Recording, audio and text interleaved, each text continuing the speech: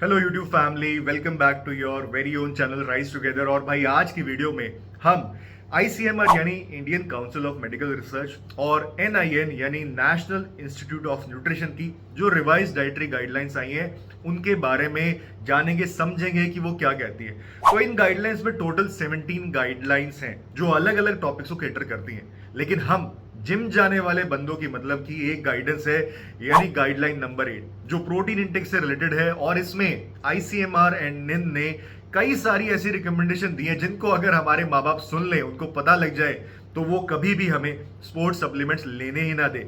तो चलिए देखते हैं कि इस गाइडेंस में क्या बताया गया है और उसके पीछे का क्या साइंटिफिक रीजन है और हमें इस गाइडेंस को मानना चाहिए या नहीं।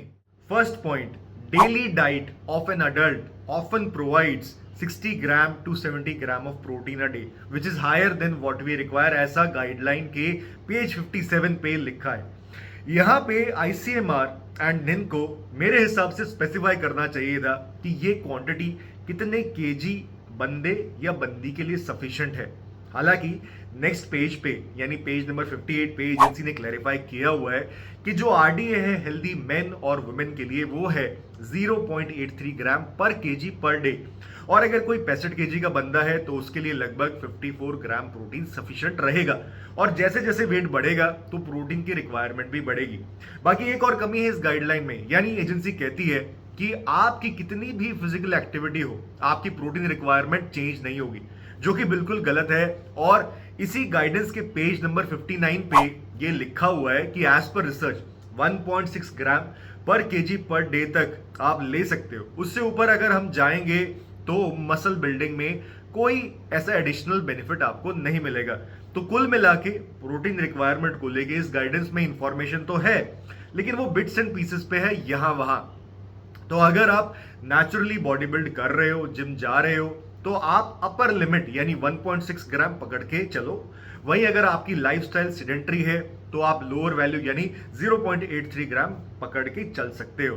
बाकी अगर आप एनहांस्ड हो तो फिर आपकी प्रोटीन रिक्वायरमेंट 1.6 ग्राम से भी ज्यादा हो सकती है।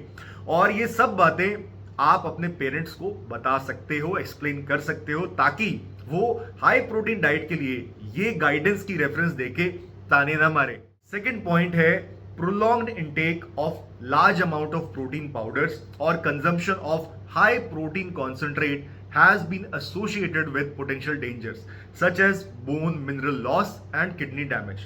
इस पॉइंट के लिए पहले हमको ये समझना होगा कि एजेंसी ने ऐसा क्यों बोला है। तो देखो यार, जब हम प्रोटीन लेते हैं फिर चाहे हम वो सप्लीमेंट से लें या फिर वेज डाइट से लें या नॉन वेज डाइट से लें, तो कुछ अमीनो एसिड्स की वजह से हमारे ब्लड का पीएच इंपैक्ट हो जाता है, यानी ब्लड एसिडिक हो जाता है, जो कि बॉडी के लिए बिल्कुल भी अच्छा नहीं है। और इसको रोकने के लिए हमारी बोन्स में से बॉडी कैल्शियम निकाल लेती है और कैल्शियम काम करता है एज अ बफर, जिसकी वजह से एसिडिक एनवायरनमेंट वापस से नॉर्मल हो जाता है। इसके अलावा अमीनो एसिड्स का मेटाबॉलिज्म होने के बाद वो यूरिया में कन्वर्ट हो जाते हैं, जो कि किडनीज के थ्रू हमारे शरीर से बाहर निकलती है।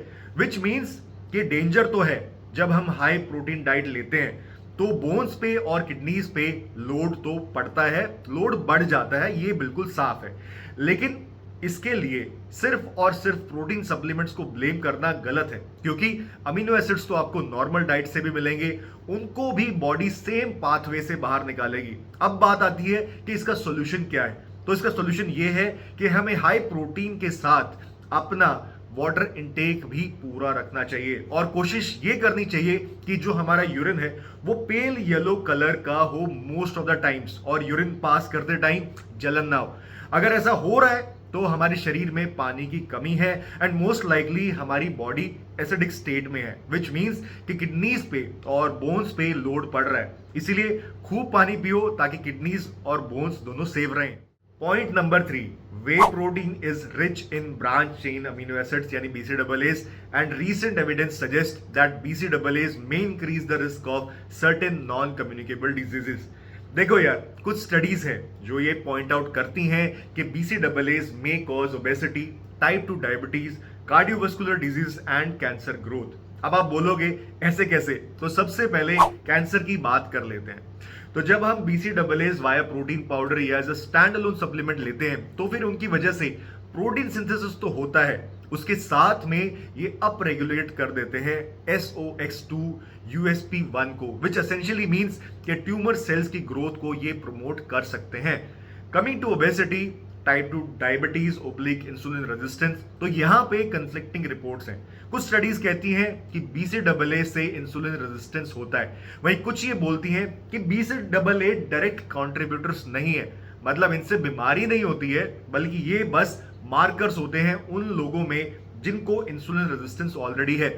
और कुछ इसी तरह से BCAA का जो रोल है इन कार्डियोवास्कुलर डिजीज वो अभी फुली अंडरस्टूड नहीं है। कुल मिला के जो भी स्टडीज हैं उसमें जो सैंपल साइज है वो बहुत ज्यादा बड़ा नहीं है, मतलब नंबर ऑफ पार्टिसिपेंट्स काफी कम थे, इसीलिए अभी इस चीज पे और स्टडीज होनी चाहिए with bigger sample size, with more accurate testing and rigorous monitoring. उसके बाद ही हम किसी कंक्लूजन पे पहुंच सकते हैं। तो फिर अभी के लिए क्या किया जाए? क्या हमें वे प्रोटीन लेना छोड़ देना चाहिए? क्या हमें BCAA लेने छोड़ देने चाहिए? तो इसके लिए मैं यही बोलूंगा कि वे प्रोटीन छोड़ने की कोई जरूरत नहीं है, बस हमको हमारी डाइट बैलेंस्ड रखनी है। एंड अनलेस एंड अनटिल आप प्रोफेशनल बॉडी बिल्डर हो, आपको डाइटरी रिस्ट्रिक्शंस पे या फिर सिर्फ हाई प्रोटीन डाइट पे नहीं जाना चाहिए। बाकी BCAA सप्लीमेंट्स को हम टोटली अवॉइड कर सकते हैं, क्योंकि एज सच कोई मेजर एडवांटेज आपको नहीं मिलेगा इनकी यूसेज से। और हाँ, एक और इंपॉर्टेंट चीज जो हमें करनी है along with using protein supplements, वो है रेगुलर फिजिकल एक्टिविटी, क्योंकि स्टडीज में ये भी पाया गया है कि अगर हमारी बॉडी फिजिकल एक्टिविटी करती रहेगी तो हम मोस्ट लाइकली BCAA के नेगेटिव इफेक्ट से बचे रहेंगे। सो टू कंक्लूड, ऐसा नहीं है कि ये गाइडेंस बिल्कुल बेकार है, इसमें काफी अच्छी अच्छी बातें लिखी हुई हैं which are scientifically justified, but on the flip side जिस तरीके से इसमें प्रोटीन सप्लीमेंट्स को एक जहर की तरह दिखाया गया है वो गलत है। दैट बीइंग सेड, अगर आप प्रोफेशनल एथलीट नहीं हो तो आपको एक बैलेंस्ड डाइट खानी चाहिए, और ये नहीं कि बस वेट कम करने के चक्कर में, जैसे काफी लेडीज करती हैं स्पेशली प्रेगनेंसी के बाद, या फिर काफी शौकिया जिम जाने वाले बंदे बहुत ज्यादा लीन होने के चक्कर में सिर्फ हाई प्रोटीन डाइट पे चले जाते हैं, तो वो गलत है, since that in long term could be harmful. Also kidney और बोन हेल्थ के लिए आपको हमेशा हाइड्रेट रहना है, मतलब खूब सारा पानी पीना है थ्रू आउट द डे। और हाँ, सप्लीमेंट्स यूज करने के साथ साथ फिजिकली एक्टिव रहना भी है, तभी आप ओवरऑल फिटनेस अचीव कर पाओगे। बाकी मैंने ICMR की गाइडेंस का लिंक डिस्क्रिप्शन में डाल दिया है, जब भी आपको टाइम लगे डू चेक इट आउट, आपकी नॉलेज कुछ ना कुछ एनहांस ही होगी। और अगर आपके कुछ क्वेश्चंस हैं इस गाइडेंस से रिलेटेड या इन जनरल, तो कमेंट करके बताइए यार, मैं फटाफट से रिस्पॉन्स करने की कोशिश करूंगा। और हाँ, नेक्स्ट वीकेंड मैं एक लाइव सेशन करने की सोच रहा हूं, तो अगर आप चाहते हो कि मैं ऐसा करूं तो कमेंट्स में राम राम जरूर लिखिएगा। With that it's time to sign off, bye bye.